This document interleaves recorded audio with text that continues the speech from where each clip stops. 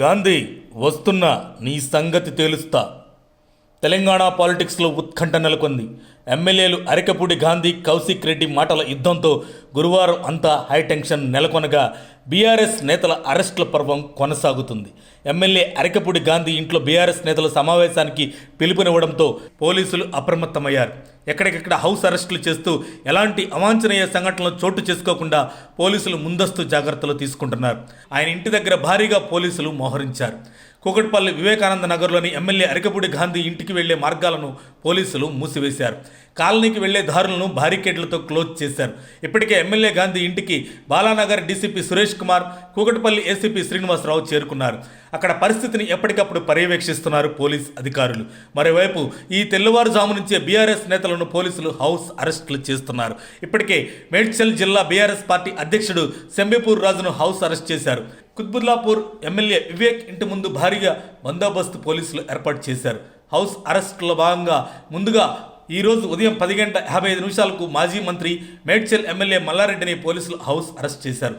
చలో గాంధీ ఇల్లు పిలుపులో భాగంగా బయటకు రాకుండా అడ్డుకున్నారు. బోయినపల్లిలోని మల్లారెడ్డి ఇంటి ముందు పోలీసులు మోహరించారు.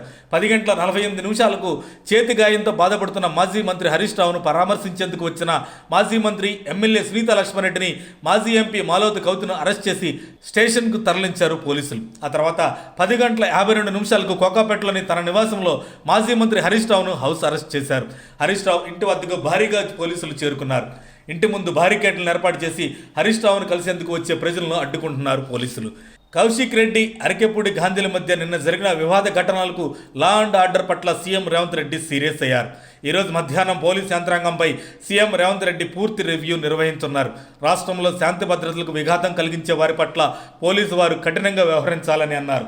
రాష్ట్రంలో అధికారం కోల్పోయామనే అక్కసుతో కొందరు శాంతి భద్రతలను విఘాతం కలిగించే ప్రయత్నం చేస్తున్నారన్న సీఎం రేవంత్ రెడ్డి రాష్ట్ర ప్రభుత్వాన్ని ఇబ్బంది పెట్టేలా రకరకాల కుట్రలను తెరలేపుతున్నారని ఫైర్ అయ్యారు.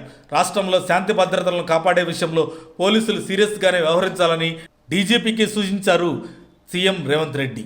తెలంగాణ, హైదరాబాద్ బ్రాండ్ ఇమేజ్ను దెబ్బతీసే విధంగా ఎవరు ప్రవర్తించినా చర్యలు తప్పవని హెచ్చరించారు సీఎం రేవంత్ రెడ్డి. మరిన్ని అప్డేట్స్ కోసం మా కాయ్ టీవీని సబ్స్క్రైబ్ చేసుకోండి. మా వీడియో కనుక మీకు నచ్చినట్లయితే లైక్ చేయండి, షేర్ చేయండి. మీ విలువైన అభిప్రాయాలను కామెంట్ బాక్స్లో తెలియజేయండి.